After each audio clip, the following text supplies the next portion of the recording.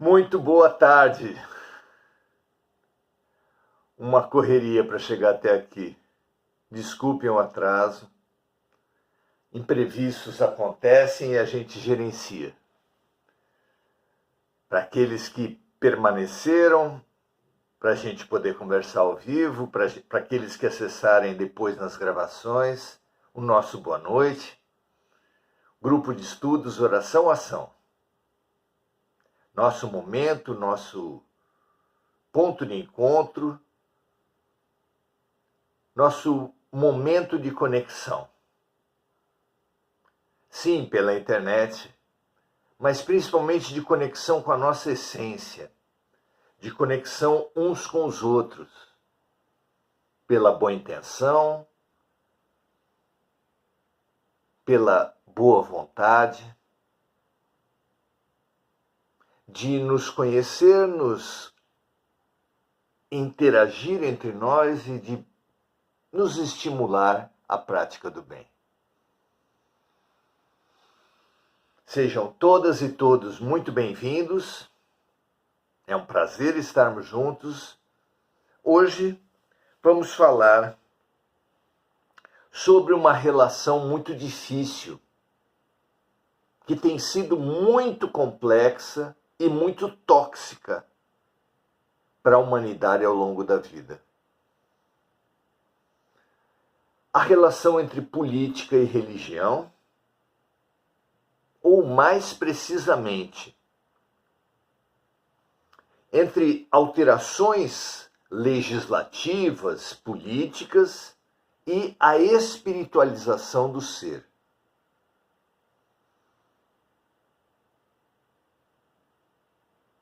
Quais são os limites e as possibilidades das alterações puramente políticas, legislativas,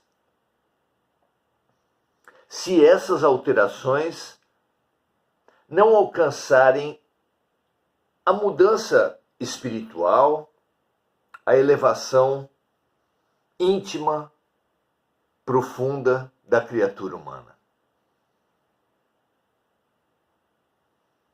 Alcançaremos mudanças, melhorias das coletividades e dos indivíduos com alterações legais, com alterações políticas, com alterações exteriores?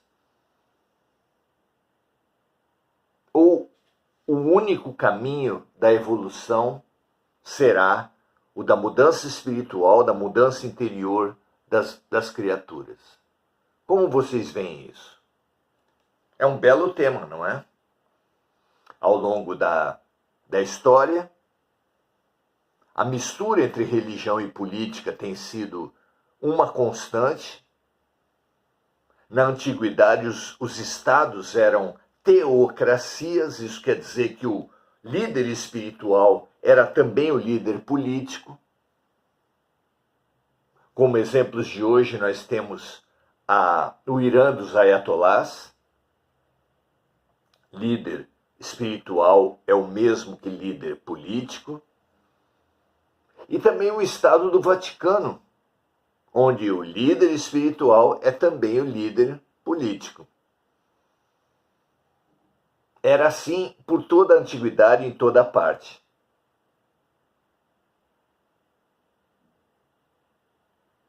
Como resultado disso, nós temos as comunidades religiosas,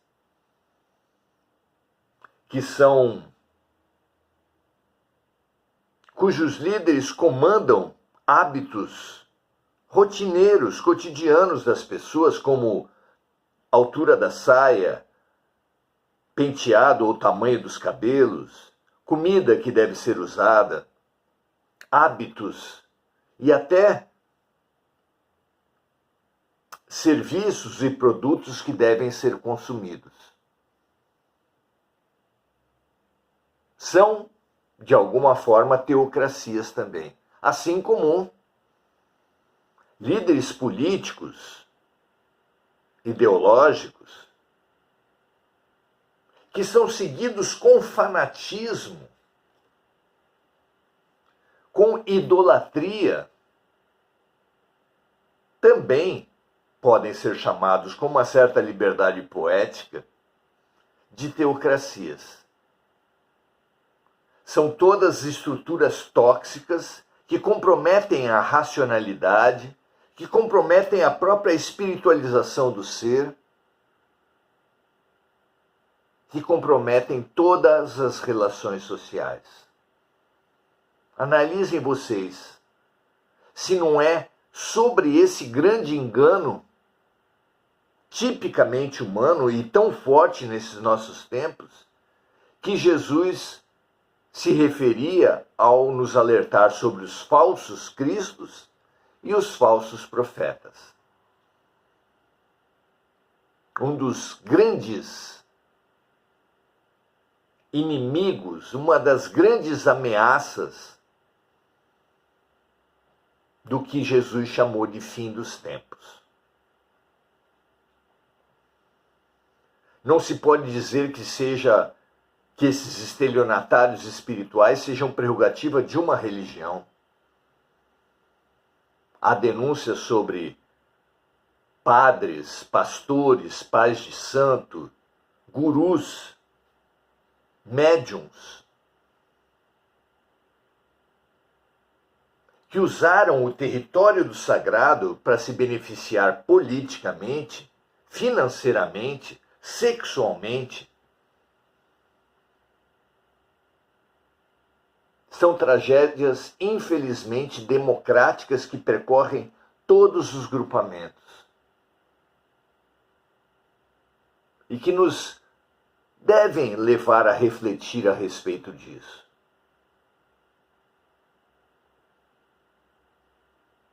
Tomando a questão de fundo, como deve ser a relação entre as mudanças político-legais e as mudanças espirituais e religiosas. Essa é a questão levada a Emmanuel com os seguintes termos: que dizer dos que defendem leis para o bem-estar social por processos mecânicos de aplicação, sem atender à iluminação espiritual dos indivíduos? Uma bela pergunta, não é? E a resposta de Emmanuel é o seguinte: os estadistas ou condutores de multidões que procuram agir nesse sentido em pouco tempo caem no desencanto de suas utopias políticas e sociais. Então, os líderes que procuram agir, que defendem mudanças através de leis e processos exteriores, em pouco tempo caem no desencanto das suas utopias políticas e sociais. Continua Emmanuel dizendo: a harmonia do mundo não virá por decretos, nem de parlamentos que caracterizam sua ação por uma força excessivamente passageira. Não vedes que o mecanismo das leis humanas se modifica todos os dias? Os sistemas de governo não desaparecem para dar lugar a outros que, por sua vez, terão de renovar-se com o transcorrer do tempo? Na atualidade do planeta, tendes observado a desilusão de muitos idealistas, utopistas dessa natureza, que sonharam com a igualdade irrestrita das criaturas, sem compreender que, recebendo os mesmos direitos de trabalho e de aquisição perante Deus, os homens, por suas próprias ações, são profundamente desiguais entre si, em inteligência, virtude, compreensão e moralidade. Então, as criaturas somos desiguais entre nós não será uma lei, um sistema de governo que nos fará iguais se nós chegamos a esse mundo com uma diversidade muito grande de pensamentos, de posturas, de valores. Dois irmãos criados basicamente iguais, às vezes gêmeos, apresentam personalidades muito diversas, compreensões, valores, diretrizes de vida muito diferentes. Por que chegamos tão diferentes assim? Como propor uma igualdade se os seres humanos do berço e de antes do berço se apresentam tão diferentes? Termina Emmanuel dizendo o seguinte: o homem que se ilumina conquista a ordem e a harmonia para si mesmo. E para que a coletividade realize semelhante aquisição para o organismo social, para a coletividade, faz-se imprescindível que todos os seus elementos compreendam os sagrados deveres de autoiluminação. Em outras palavras, as utopias de sociedades dirigidas pela empatia, pela compaixão, pela solidariedade, pela fraternidade, pelo amor, não serão instaladas por leis, por ideologias, por partidos políticos, por líderes sociais e políticos.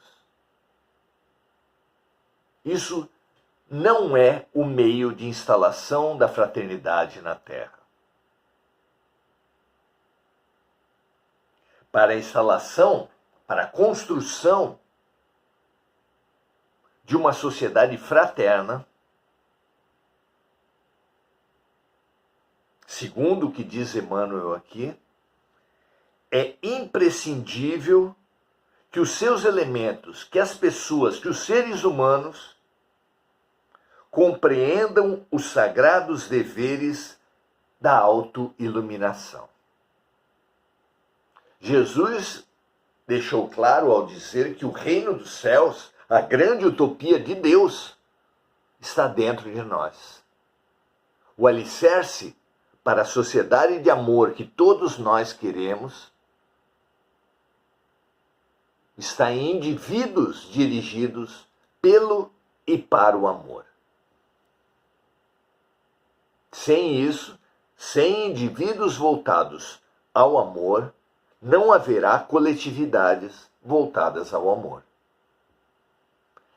Dito de outra forma, enquanto os seres humanos se deixarem dirigir pelo orgulho e pelo egoísmo, as instituições humanas todas, sejam elas acadêmicas, profissionais, religiosas, políticas, artísticas e culturais, ou quaisquer outras linhas de instituições, expressarão inevitavelmente, de uma forma ou de outra, num momento ou no outro,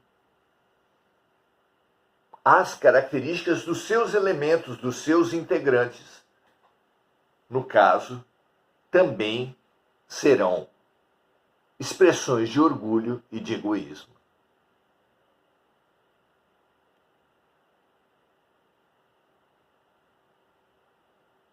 Pensemos a respeito disso e dediquemo-nos a tarefas de educação, de harmonização, de elevação espiritual das criaturas. Na certeza de que, através desse sagrado caminho, as coletividades inevitavelmente refletirão nas suas instituições os ganhos obtidos, as vitórias conquistadas individualmente no espírito, na essência das criaturas. Vejam vocês, se vocês têm esse mesmo entendimento. Mudanças exteriores, institucionais, políticas, que não tiverem alicerce, que não tiverem base nas mudanças interiores, simplesmente não se efetivarão. Vejam o ideal, por exemplo, das cooperativas. Cooperar é um ideal maravilhoso. As pessoas trabalharem juntas, se considerarem, colocarem-se no lugar uma das outras, fazerem às outras o que gostariam que as outras lhe fizessem, é tão importante que é apresentada por Jesus como a fórmula de ouro, a chave de se crescer, de se expandir, de se alcançar o amor. Mas uma cooperativa não expressará cooperação se seus integrantes não estiverem abertos a colocarem-se no lugar dos outros, a considerarem, a respeitarem, a empatizarem o ponto de vista alheio no enriquecimento, na consideração, na direção das suas atitudes. E assim a religião, cujo objetivo sagrado é religar a criatura ao Criador, fato inalcançável por dízimos, por passes, palestras, por missas ou cultos, por confissões ou louvores, ou quaisquer outros ritos religiosos exteriores. A sede, a base, a efetividade de qualquer mudança está na criatura humana, está no coração, na estrutura valorativa, na concepção ética das criaturas.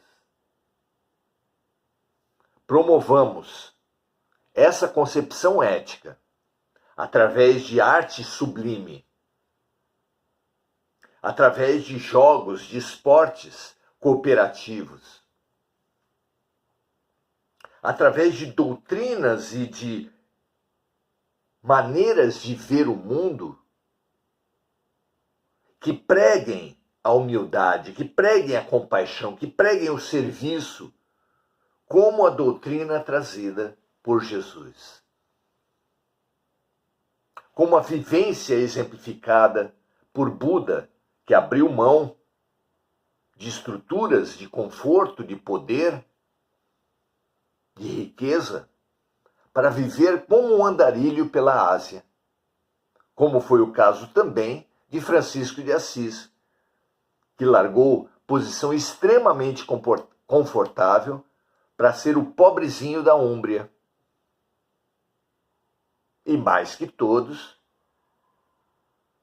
por Jesus, magnífico e superpoderoso dirigente espiritual de enormes coletividades, que largou posições cômodas para encarnar na Terra, sabendo, mais do que ninguém, mais do que nenhuma outra criatura, como seria incompreendido, como seria perseguido, como seria traído, como seria vendido, como seria negado pelos seus próprios amigos. Mesmo assim ele veio. Mesmo assim ele curou. Mesmo assim ele ensinou. Mesmo assim ele nos amou profundamente. Como fabuloso mecanismo de exemplo da prática sagrada e divina do amor universal. Tenhamos essa certeza, tenhamos essa prioridade nas mudanças individuais. Não há problema em buscarmos emprego, cargos, dinheiro, beleza física, saúde física. Mas em hipótese nenhuma, nenhum desses valores pode ser o objetivo de vida. Podemos ter poderes, ter matéria, termos conforto, em função de um projeto espiritual, de serviço, de expansão da consciência e de crescimento interior. Se os seus talentos, como na parábola, estiverem soterrados pela matéria, abafados, sufocados pela matéria, será como o talento da parábola, enterrado, cujo servo foi chamado por Jesus de servo mau e inútil. Ao contrário, sejamos aqueles que multiplicam, que negociam, que fazem circular os seus talentos, que servem através das suas capacidades. Todos nós temos capacidades, a começar pelo tempo, a começar pelo pensamento e pelo sentimento, os quais, bem utilizados, serão inevitavelmente mecanismos de expansão, de realização de potenciais individuais, com reflexos na vida dos seres à nossa volta e nas coletividades como um todo. Que assim seja para todos nós. Pratiquemos o bem, dentro dos limites do que a vida nos propõe, sem querer ter poderes que nós simplesmente não possuímos. Mas, como disse Jesus, na parábola dos talentos, aquele que for bem no pouco, mais lhe será dado. É a fórmula da prosperidade, é a fórmula da conquista de possibilidades mais amplas, de poderes, de fortunas. Vá bem no pouco. Foque em ser bom, em ser útil, em ser alegre, em ser belo, no seu círculo de possibilidades. Sirva. E certamente, se você tiver êxito no bom uso do tempo, do espaço, dos talentos, das possibilidades que a vida lhe conferiu, a própria vida lhe conferirá muito mais possibilidades para ser ainda mais útil, ainda mais solidário, ainda mais serviçal, ainda mais compassivo, para você ser ainda mais. Que assim seja para todos nós, que esse seja o nosso motivo de vida, o nosso ideal de todos os dias. Como escoteiros do amor, tentemos a todo momento, a todo dia, sermos úteis, praticarmos boas ações, exercitarmos a nossa compaixão e a nossa fraternidade. É só isso que Deus quer de nós. E é tudo isso que nós podemos e devemos alcançar a cada dia, a cada momento do nosso dia. Paz e bem, utilidade e serviço, compaixão e empatia para todos nós. Graças a Deus.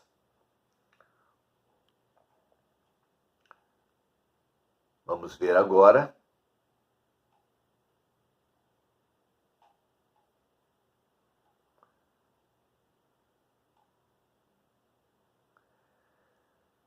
Saudamos todos os amigos que estiveram aqui e convidamos para os próximos encontros, onde certamente aprenderemos e serviremos muito uns aos outros. Paz e bem, e até a próxima.